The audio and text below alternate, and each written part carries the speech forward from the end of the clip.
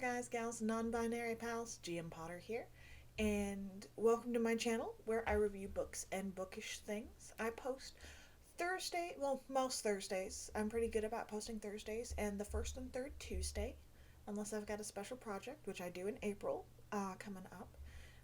So if you like what you see, please consider subscribing. And today we are going to review Horrorstor by Grady Hendrix. It looks like an IKEA catalog, but it's so much more. Let's get into it.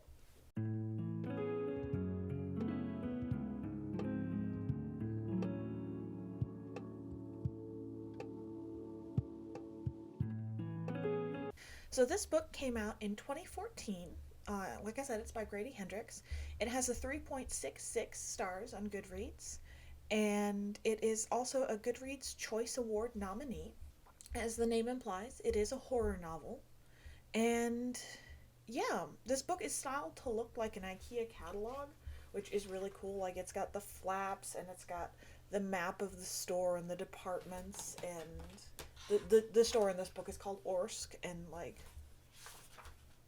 Horrorstor, and like, and then this is the back. So here's the front. It's all bright and bubbly and cute, and then here's the back, and it's just terrifying. And it's a masterwork of psychological horror. This is, it has a cyclical nature of time. It kind of explores that in the ending, which is amazing.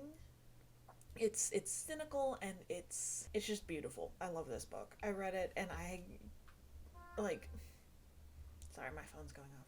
I read it and I had to close the book when I closed the book when I was done. I just proclaimed to my partner who was in the room, and I'm like, Grady Hendrix is a genius, because this is absolutely amazing.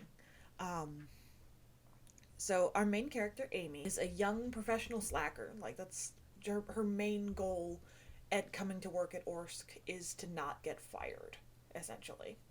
Um,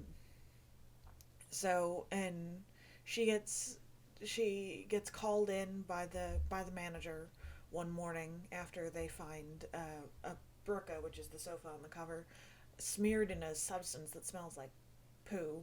Then she's like, "Oh no, I'm getting fired. I'm definitely getting fired." And he's like, "No, no, um, I have a deal for you. If you do this, the transfer you put in will definitely go through if you stay the night overnight with me and one other employee, and look for the person who's been breaking into the store and doing this." And she's like, you'll put in my transfer. I'll get to go back to my home store and be happy, where I don't have to do a lot of work. And he's like, "Yeah, of course." And she's like, "Deal."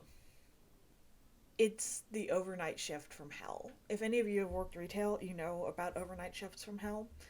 This one is quite literally the overnight shift from hell. Um, Things go from bad to worse as the night goes on, and the store transforms itself into something that it used to be, but still being the store. Like, okay.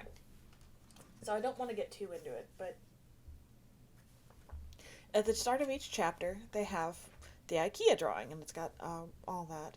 But if you look in the item number, let's see. If you look at the item number, there's a 666 hidden in it. And the pictures are pretty normal until you get about halfway into the book. And then it's not so normal anymore. Like, this is one that I'm going to be returning to and reading again and again, I can already tell. Um, it it takes place in a knockoff IKEA in Ohio, right? Probably a large number of us have been to an IKEA or some other warehouse type store. They're big and they're open and they're disorienting because they're big and open. This one feels claustrophobic as the book goes on. And how do you make it feel claustrophobic? And it's just one of the tricks the author pulls off. It's atmospheric, it's fast paced, like, it's not long, but it doesn't feel rushed either, which is highly difficult to do. And it it pulls from history in a interesting way.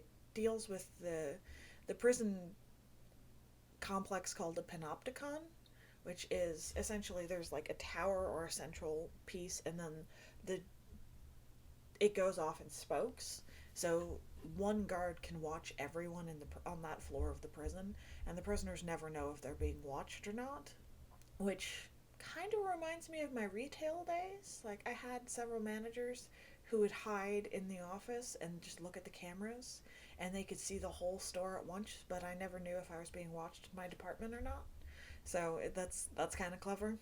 It plays with modern consumerist psychology, like how grocery stores, you come in and you go to the right, and you come around anti-clockwise, and how weird it feels to go clockwise around a store, and like it's brilliant. It's absolutely brilliant, and it's a supernatural horror story, but it feels plausible almost. Like, I very happily suspended my disbelief to read this book. And like I was saying, it doesn't take itself too seriously until you're so far in that you realize that this book takes itself very seriously, actually, and it does a wonderful job.